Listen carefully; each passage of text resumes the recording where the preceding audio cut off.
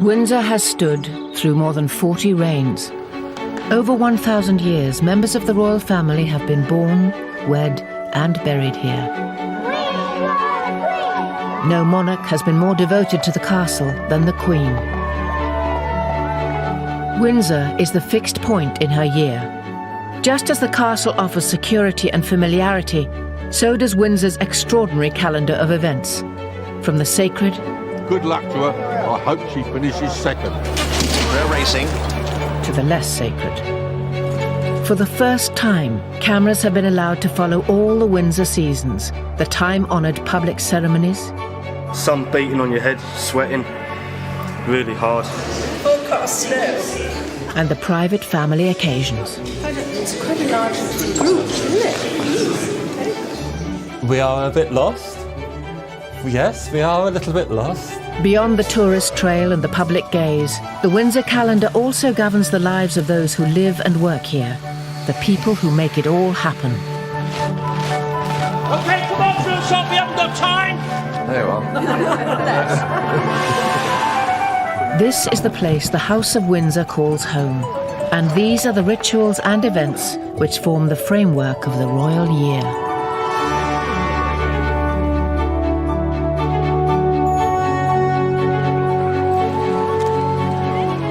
Another week of royal engagements is drawing to a close. The Queen and Prince Philip are in Hounslow, West London, to open the new wing of a Sikh temple. From here, they'll travel to Windsor for the weekend, just as they do on most weekends of the year. The 300 staff are always well prepared for the Queen's homecoming. Just got to check it out so there's no rips in it.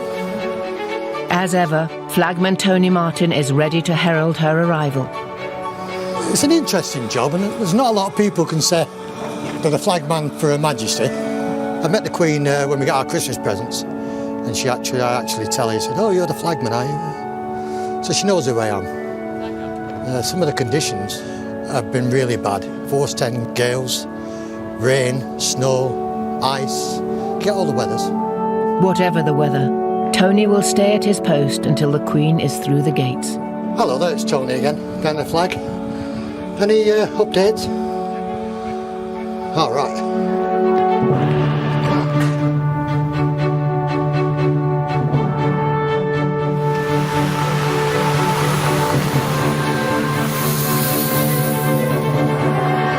Right, she's here now. This is, above all, a living castle, not a museum. Through childhood, war, and more than half a century on the throne, the Queen has always found Windsor to be a constant through changing times. That is why this is her favourite home.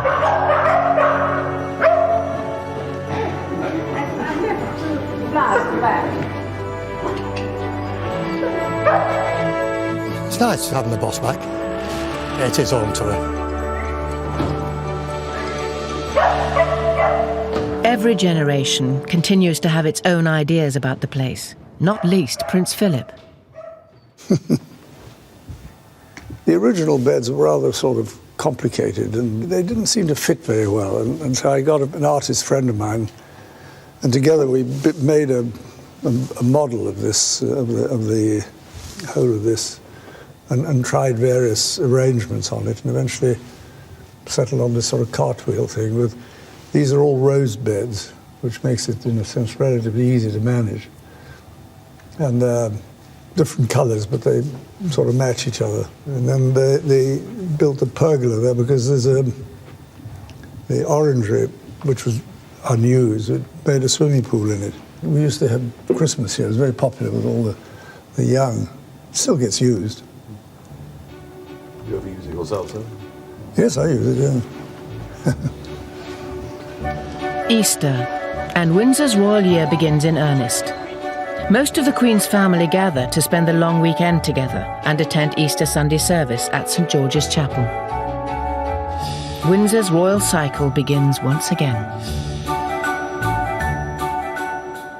In our early years, the whole of the year was dominated by school holidays. So in practice, what we did was he came here for the Easter holidays, and we still do. In many ways, it works quite well because our children, knowing the routine, tend to come back for holidays, and the grandchildren get brought with them. And so it forms a nice kind of annual structure. For the next few weeks, by tradition, the Queen will conduct all her daily official engagements not from London, but from Windsor, during what is known as Easter Court. Today, the Light Cavalry are on parade in Windsor Great Park to receive a royal warrant from their Captain General. Windsor and the horse are inseparable. It's here at Windsor that the Queen trains and keeps the horses which she and her family ride. And 1, 2, 3. Terry Pendry, the stud groom, is in charge of all the Queen's horses at the castle. When she's down here with her horses, she is probably at a more relaxed state. And we, as her staff, must never forget that she is the Queen. And the right terminology is Your Majesty, and that's how we greet her in the mornings. Good morning, Your Majesty. Thereafter we call her Mom. Whenever the Queen rides here, Terry is never far from her side. Nothing goes on in his world without it reaching the highest level in the land. Right through to conception, right through to retirement, Her Majesty knows every single one of her horses and ponies. Not only does she know her parents, but their grandparents and their great-great-grandparents. And she leaves no stone unturned. She names all her own horses and ponies herself and takes a great deal of interest in every single one of them. By early June, the Windsor seasons are moving on. No castle ritual is more colourful or ancient than Garter Day. The castle must be at its decorative best. It was at Windsor in 1348 that Edward III appointed 24 of his most trusted supporters to be Knights of the Garter, so named after the blue ribbon which went with the honour. Monarchs have been appointing Garter Knights, never more than 24 at any time, ever since. To this day, every knight or lady of the Garter in history is recorded by a coat of arms in Windsor's greatest chamber, St George's Hall. And every Garter Day, the Queen and her own 24 hand-picked knights will take part in a velvet-robed procession.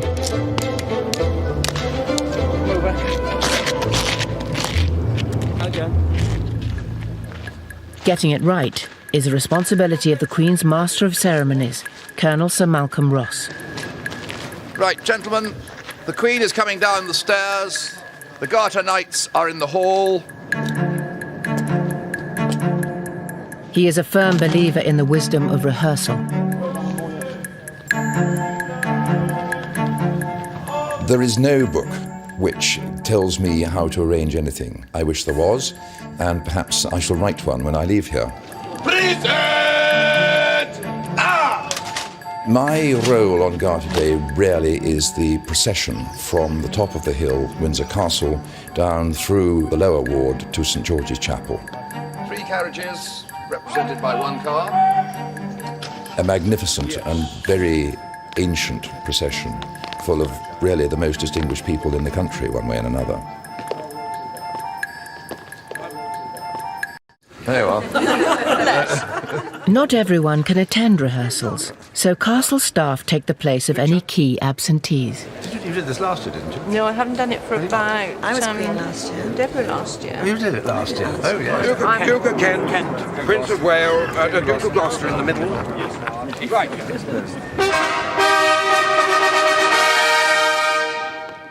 No role is more prized than being Queen for the day. This year, the honour goes to Chapter Secretary Letty Jones, soon to retire after 30 years' service. When you are singing the national anthem, if you don't by now know the second verse, then please learn it. So, Royal Family, you could move, please, away. You've gone back for tea now, Letty. Yes. So we've got the carriages that have come up. there'll be a number of black Daimlers. While Sir Malcolm must ensure that the Garter procession is faultless, Garrison Sergeant Major Billy Mott is responsible for those who will guard Keep it. going, go into the engine court, we'll be in there in a minute. We've got something in the region of 30 officers and 340 men, and that's with all contingents that are involved in the Garter service. That's a large number of men that may well not be 100% clear of what's required. OK, come on, drill shot, we haven't got time! So I demand 100% from each and every one of them men, and that means I've got to start throwing some small grenades to get them toeing the line so that they know what they're doing. The Military Knights of Windsor are a collection of distinguished old soldiers who lend dignity and symbolism to events at St George's Chapel throughout the year. Their principal task has always been to pray for the monarch and the Garter Knights. You'll see as you go some fairly considerable beams. General Sir Michael Hobbs is the governor of the Military Knights. His army career began at Windsor. My first job was as a sentry just outside Henry VIII Gate. In those days, the sentries were outside the gates. And little boys used to come along and place matches, you know, in between your fingers and then set light to them to see if you moved. So it was tough. The Military Knights live inside the castle walls in a terrace of narrow houses with as many flights of stairs as rooms. Up a series of hardwood log stairs, as it were. It's hardly ideal accommodation for retired officers, some in their 80s. When someone rings the doorbell and says, "Can you come and see me?" it is 79 steps down before I actually get to them. And worse still, if they then want to go to the office, it's another 79 steps up. Garter Day dawns. It's a spectacle which always draws huge crowds, even if it means a long wait in arduous heat. The household team, who move from royal residence to royal residence with the Queen, are preparing for the traditional Garter Day lunch in the Waterloo Chamber. We put the white wine, the red wine in all the tables with the water jugs, and the port, we put the port in every 2 stations. And the beers, we only put the beers on the Duke's table, right here, because it's only the Duke who's going to have one. Particular requirements are anticipated. Beer, not wine, for the Duke of Edinburgh. Olive oil rather than butter for Prince Charles. Equal care is taken with the flowers. Garter table, approximately about 19 displays are on that table, the little ones and the big ones. Garter's always the same time, so you really have to go with the flowers that are available. And as we're in the middle of, as I said, English summer flowers, that's the epitome of it. Afternoon, it's now striking 12 o'clock on the dot. The Order of the Garter is the senior British Order of Chivalry, and I suppose, therefore, is the senior Order of Chivalry in the world. You've lost your husband already. Where have you lost your husband? Good to see you. There he is, here he comes. The conqueror of Everest, Sir Edmund Hillary, ascends the grand staircase. Good morning, Sir Edmund. How are you? Very nice to see you again. Would you like to sign the book while we've got you spare for a moment? The Garter Knights are former politicians, national heroes, and long-serving representatives of the Crown. No one forgets the origins of the order. There's an enormous amount of tradition in it, and I think it's a great mistake to just deride tradition. I think tradition is quite important in a country, and of course, personally, it's a great honour because it's the Queen's own decision. It isn't like the honours list, which is done by the government and so on. It's but the Queen's own personal thing, so it's a great compliment. The Garter robes are brought out of storage. Each knight will process in a velvet mantle and cap with an intricate arrangement of heraldic emblems. Barely visible will be the garter itself, worn below the left knee, and inscribed with the motto, Honi soit qui mal y pense, shame on him who thinks evil of it. Jeremy Bagwell Purefoy prepares the regalia. They're Garter colours, most of which have just been valued at about £250,000 each. That is the badge of the Order of the Garter, which is St George, and is actually known as the Greater George. And this one's the Duke of Abercorn's, and that's actually the oldest one we've got. About 350 years old. The last batch to be made was made about 100 years ago. They made 5. In the lower part of the castle, the other band of knights are making sure their kit is faultless. Right, are you ready to put this on? Absolutely. Have you got your bonnet is here, is it? Bonnet is there, yeah. The military knights will lead the procession. On a hot day such as Garter Day, the middle of June, it can be very, very uncomfortable. We're in the uniform, I think, somewhere between an hour and a half, 2 hours. You're all right, Peter. Stand still. Stand still. Okay. Then I'll adjust. One of the older military knights is Major Peter Bolton. He fought in Special Forces units across Europe in the Second World War. Okay. Yep. Smart as a button stick.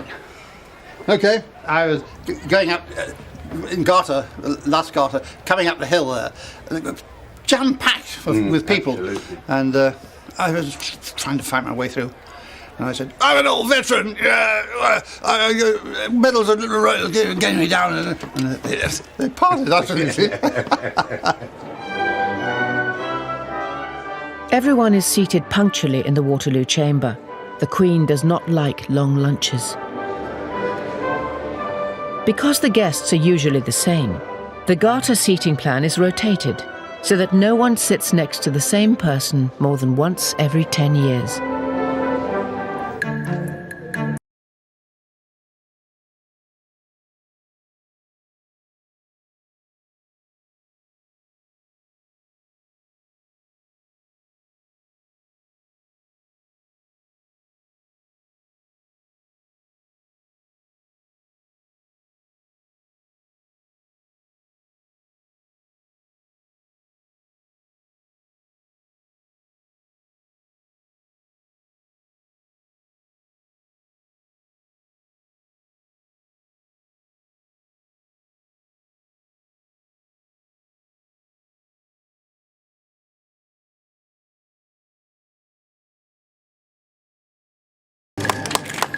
The 500 yards are taken at a slow pace, in deference not just to old age and the temperature, but the public's desire to get a good view of everything and everyone. Garter Day is not mere pageantry. It goes to the heart of the English identity. When he founded the Order of the Garter here, Edward III chose St. George as its patron saint and renamed the chapel St. George's. It was for this reason that St. George went on to be adopted as patron saint of England, his red cross its flag. Windsor, Garter, England, St. George, all bound up in this one occasion. Another ritual in the royal cycle has been observed. 6.5 centuries after its foundation, the Order of the Garter has been honoured for another year. It's a nice piece of pageantry, which I think a lot of people enjoy. It looks, I mean, rationally, it's lunatic, but I mean, in practice, everybody enjoys it, I think.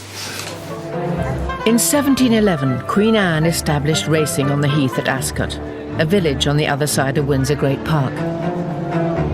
Nearly 3 centuries on, the 5 days of Royal Ascot attract well over 300,000 people each year.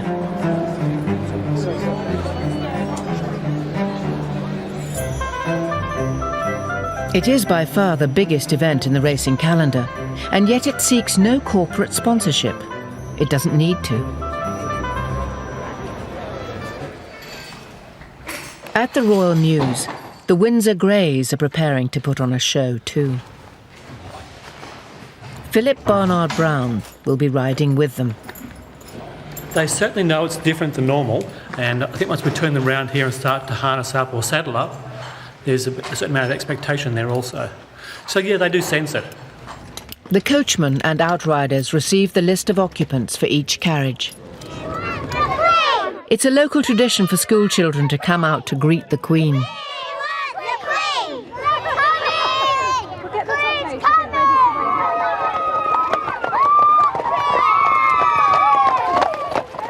The carriages are filled with the royal family and the Queen's house guests, many of whom are staying for the entire week.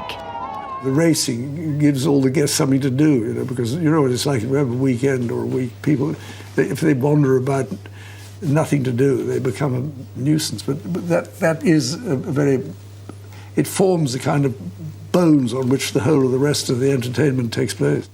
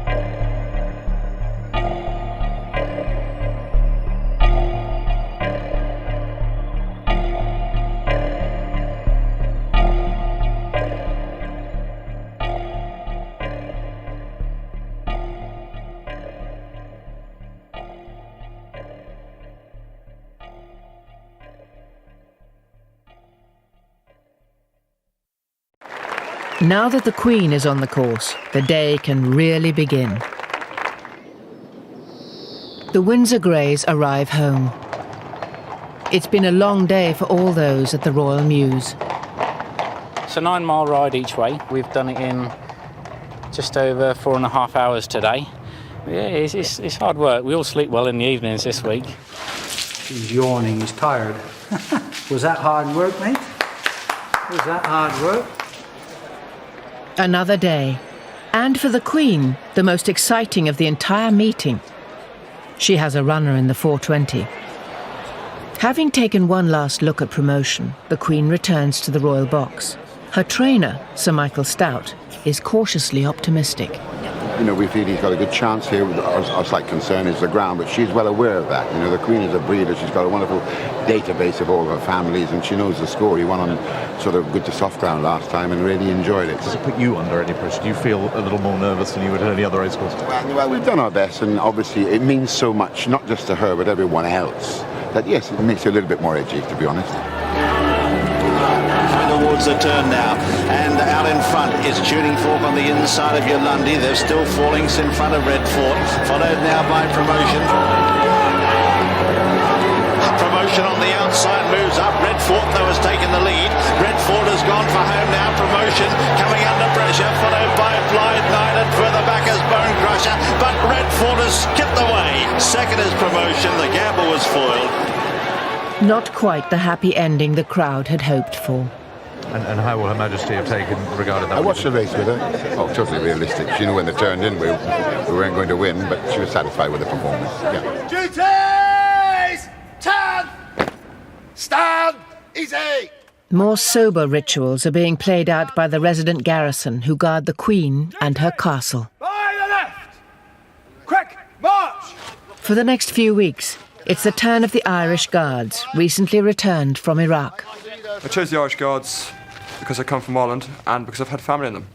It's something that I wanted to do since I was 16 years old when I was at school, rowing on the river, and I had this idea that, I think the first thing was that I always thought you'd be fit if you stayed in the army. Captain Alex Cosby attended school just down the road from here, at Eton. Another local recruit from nearby Slough is Guardsman Mark Hanson. Left school, done nothing at school, like when I worked on Dad's fairground, like travelling all over the country. Fancy doing something better. The guard itself is really very ceremonial. It's tradition. It's showing off the tradition of the army. It's a tourist attraction because everyone wants to see this thing that is famous. At the same time, we do have that function of protecting the monarch when she is in residence. It is a privilege and an honour to guard your monarch. Yep. Frontline security is a police affair, but the guards do their bit too. Their 2-hour sentry shifts, known as stags, may be mind-numbing, but they're not without their perks. But when you're standing on sentry, women come up to you, they stand there and you look at them like that and you think, oh.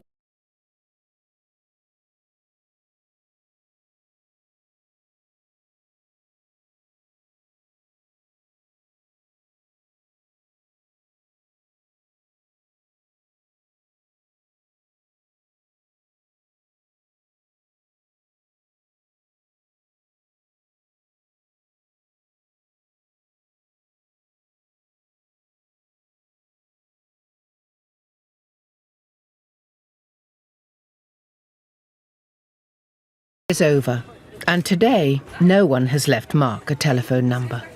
It just goes on and on and on. Your knees hurt, your feet hurt. That's all part of the job, like. Do you find it easy to keep a straight face, Mark? No. Of course I don't. What do you think about whilst you stood there? Think about the 3-week leave we got coming up. We go RB for 2 weeks. With August, the Windsor seasons move on, and the royal family depart for Balmoral. There is no holiday, though, for the Queen's castle. The visitors are still pouring through. And out in the great park, there's a harvest to be gathered. The governor of the castle is Air Chief Marshal Sir Richard Johns. When the royal family are away, Sir Richard is king of the castle. The castle exists to do a number of important functions. It is a working castle. This was taken in July 2002, and this photograph shows the working population of the castle. There are something like 160 people who actually live day by day within the castle walls, and there is a great feeling of community spirit. When the gates shut, Windsor's extended family come out to play at one of the governor's summer barbecues. Special burger in the Is this the best one? They're the very best. Quite clearly, the role has changed over the years. I mean, initially, this place was a fortress, and I guess my role, from being a sort of military supremo, has gradually evolved into the appointment that I now fill, which is formally as the Queen's representative in the castle. That's my job done. Tonight, bad weather has done nothing to dampen spirits as other members of the community help out. Stud groom Terry Pendry wears a favourite outfit. It's the best shirt I own. Barbecues and things like that, of course, yeah. It's the right shirt to wear, isn't it? As a busy, living institution, Windsor cannot afford to let time stand still. This is a place which operates on punctuality. The timekeeper is Steve Davidson. He is the castle clockmaker, but his task is not to make clocks. It is to look after the 450 already in existence. I don't like it when you've just got dead clocks sitting around. I can't stand seeing clocks just not doing anything. Clocks are definitely a sort of cheerful thing when they're ticking along. I mean, if you listen to it now, it's quite a cheerful sound. There couldn't be a nicer job for a clockmaker. Within the castle, there's some of the finest clocks in the world. The variety of clocks is enormous. I mean, I look after from very small clocks, which are really watches, up to a very, very large turret clock. I think I've got 7 turret clocks, and absolutely everything in between. Hello, Jim. How are you? Fine. There's clocks in nearly every department, so I probably know more people in the castle, more rooms, than almost anyone. One of the lovely things about Windsor Castle is because it's a royal residence, it's a home, it's alive and it's working. Everything in it works. And I can't imagine Windsor Castle any other way. Well, it's clock changing day. Autumn brings a monumental task. The clocks must go back an hour to mark the end of British summertime. Steve has to change every single one across the entire Windsor estate.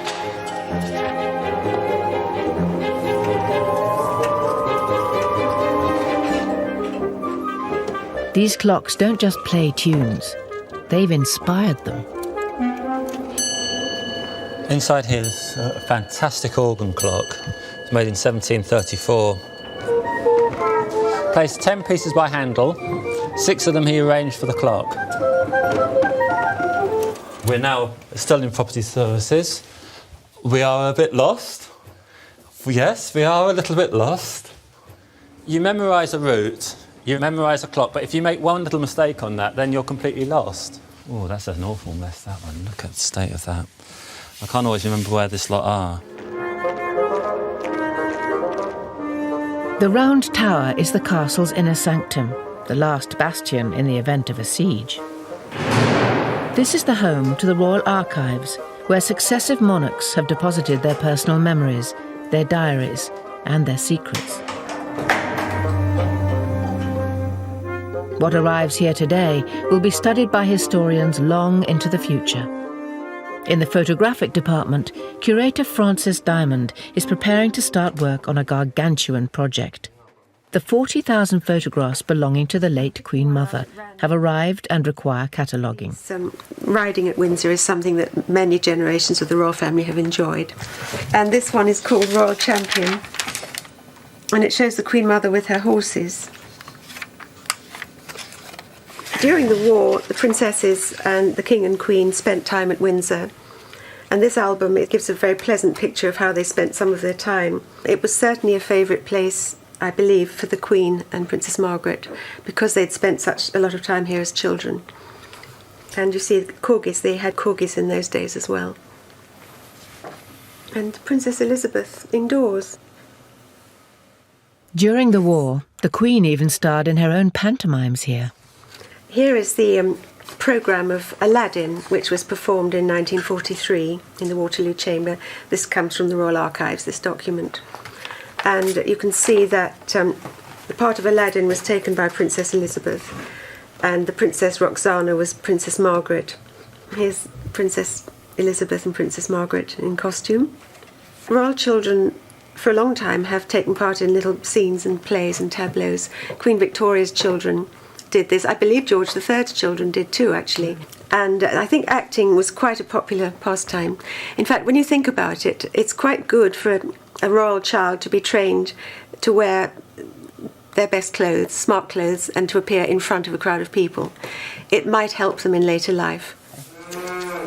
Steve's timekeeping odyssey has taken him out to Prince Consort Farm. Cows must be milked on time, even if their clock has not changed since the days of Prince Albert.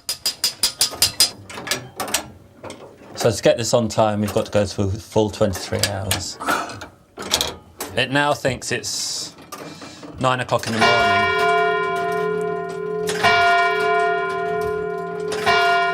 For most people, it's a little bit of a nuisance. They've just got to remember their clock.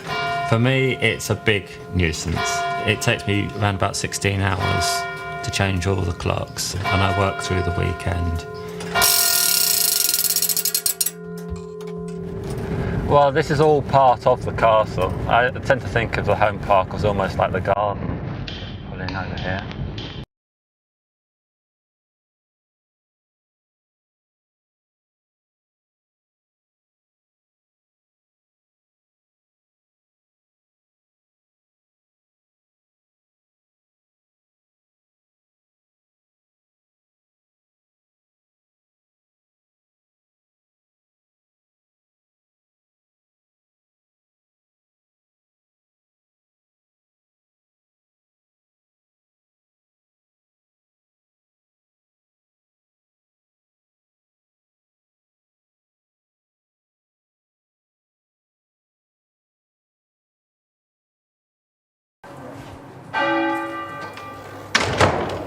OK, Natalie, thank you very much. Like clockwork, The public parts of the castle are closed at 5. Steve is still trying to turn back time as darkness falls. This is one of my favourite parts of the castle. All the clocks in the kitchens are left purposely 5 minutes fast. The punctuality in the royal household is important. When you've got, especially if you've got, say, a state visit or you have major functions going on, everything has to work like clockwork. And it's quite difficult when you're relying on clocks which are 200-300 years old.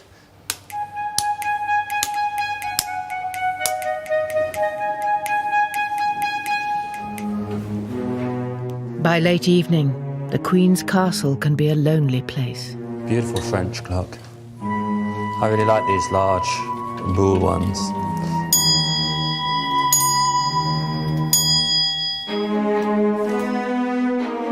On one occasion here, I couldn't find the light switches, and I could definitely hear footsteps. I don't know if it was my overactive imagination, but I didn't feel very alone. It's the same time of year, and I stood there putting the clock forward. They look like light switches. I usually do this part of the castle in daylight.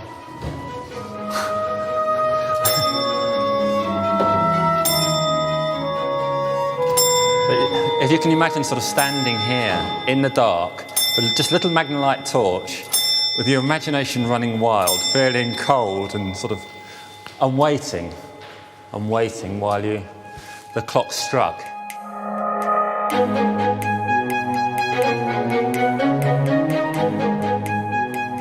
I normally work through, when I'm doing this, I normally work through to about 11:30. Aha, the light. There you are, the great clock. This is the main turret clock for the quadrangle.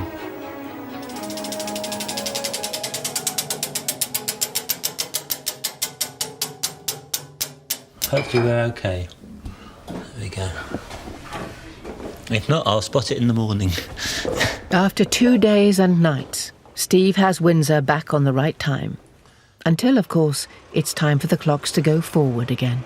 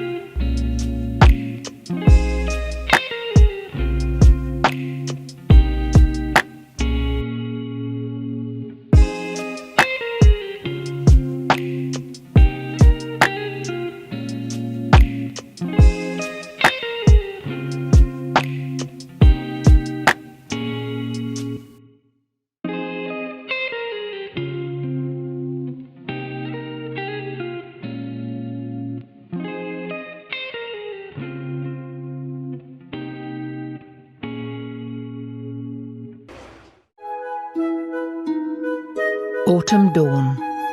Stud groom Terry Pendry always likes to beat the overnight Heathrow air traffic to the tranquility of the park. Beautiful morning, the sun's just starting to rise. I've had probably about another 10 minutes. Often this time of the morning you hear the dawn chorus. Depends which way the wind's blowing, but the dawn chorus this morning are the Branson birds and the British Airways migrating in from the Americas. This is the largest lived-in castle in the world. The rest of the world come in on those tin cans to see what we've got here, you know. Tradition and history. If you're on a horse like this first thing in the morning, while you're in church every day of the year, I mean, I've got Her Majesty's trees, they're my cathedral. I've got the best stained glass window in the world. It's right above me. There we go. This is a special little corner of the Great Park, or should I say Home Park. There's only 3 horses buried here. The first one we're looking at is dear old Sanction. We lost him in the Golden Jubilee year. I think he read Her Majesty's mind. He literally, whatever the Queen wanted to do, he almost instinctively knew. He was a very, very dear, special old horse. There are just days before the Queen's return from Balmoral. Terry ensures that the 4-legged staff are ready. This coming weekend she'll be back, so yep, everything's tidied up, horses are prepared, ponies are prepared, ready for her when she arrives here on Friday.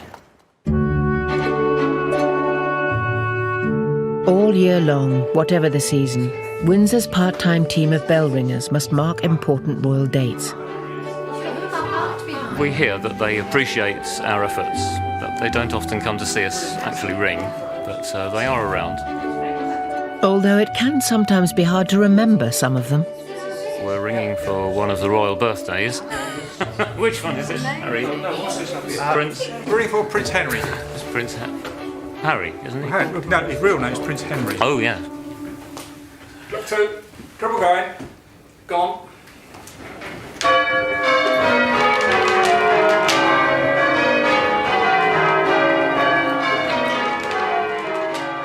This year, though, the Queen's autumn return is overshadowed by a death in the family.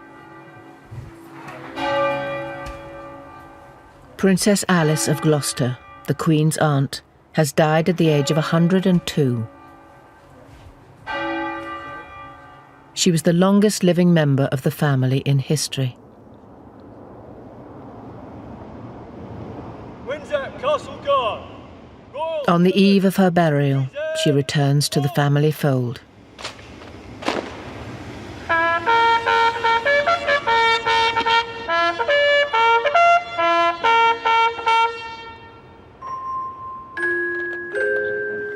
The House of Windsor gathers en masse at St George's Chapel. This will not be a state occasion, but a private funeral for a mother and grandmother.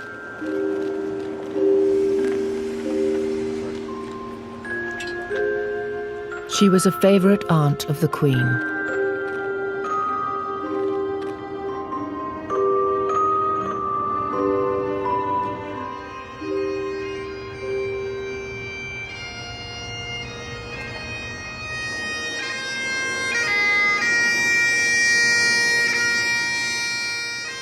Princess Alice's son, the Duke of Gloucester, leads the mourners.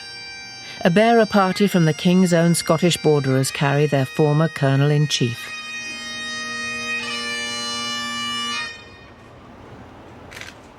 The coffin leaves for the family burial ground just beyond the walls at Frogmore. Princess Alice will be buried alongside her husband, the late Duke, and her elder son, Prince William of Gloucester, who died in a 1972 plane crash aged 30.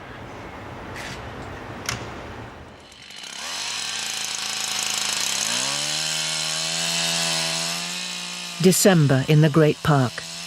It is time to gather the great Christmas tree. This one will take pride of place in the state apartments. We wish you a Merry Christmas. We wish you Windsor's royal year is drawing to a traditional close. a Happy New Year. The more tuneful castle staff are out in force. We wish you a Merry Christmas and a Happy New Year. like to sort of come in from that end and just file all the way down, we can keep you dry. Well done. The carol singers know just what to sing as they arrive at the stables to greet the Queen's horses.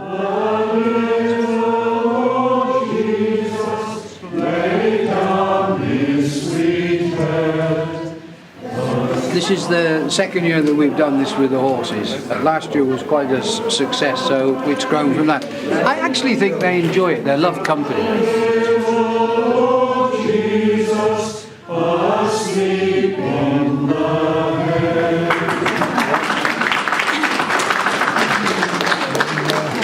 It's just for our little community. It's kind of the end of the season, ready to start the new one. Thank you very much. Stud groom Terry Pendry refuels the singers and sets them on their way. Someone else is expecting them.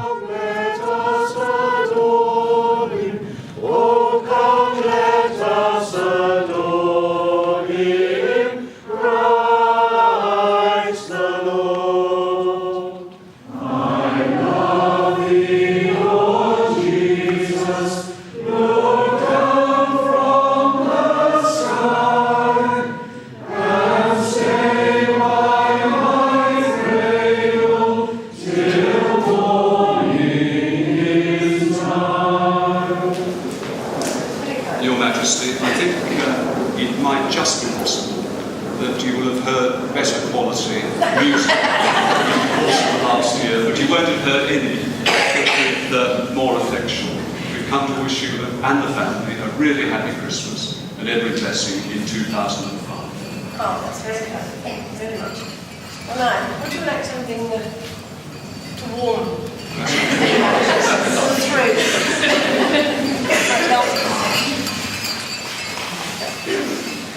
Actually, I thought that last time I had some general effect on the weather. Whether you've seen the weather forecast snow. It's quite a large group, isn't it? Very good. This is another ritual, another of life's anchors for the Queen and her castle. It makes a great difference to the way in which Windsor evolves if you've got people living in it as occupiers, because there's a coherent community kind of sensation. So it makes a very, I think, organic system. And I think that's what gives it its attraction and its strength. It's a hierarchy. It's a living organism inhabiting this ancient establishment.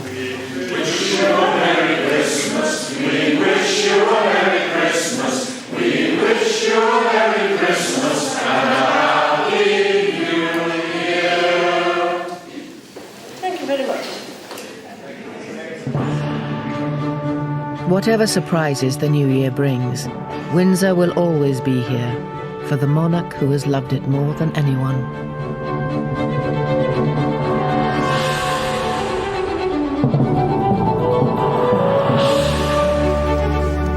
This used to be arable all through here, so we decided to put it back to a deer park. Well, it's the Queen's back garden, isn't it? It's a very, very special venue.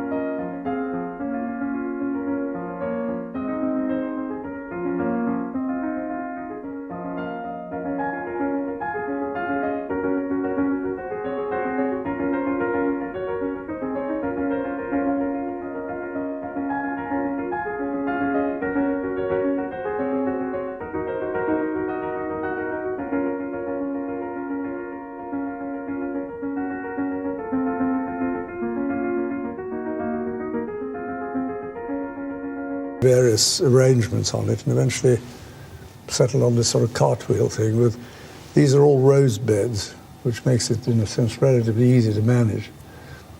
And different colours, but they sort of match each other. And then they built a pergola there because there's the orangery, which was unused, it made a swimming pool in it. We used to have Christmas here. It was very popular with all the young. It still gets used. You ever use it yourself, sir? Yes, I use it, yeah. Easter, and Windsor's royal year begins in earnest. Most of the Queen's family gather to spend the long weekend together and attend Easter Sunday service at St George's Chapel. Windsor's royal cycle begins once again. In our early years, the whole of the year was dominated by school holidays. So in practice, what we did was we came here for the Easter holidays, and we still do. In many ways, it works quite well because our children, knowing the routine, tend to come back for holidays, and the grandchildren get brought with them. And so it forms a nice kind of annual structure. For the next few weeks, by tradition, the Queen will conduct all her daily official engagements not from London, but from Windsor, during what is known as Easter Court. Today, the light cavalry are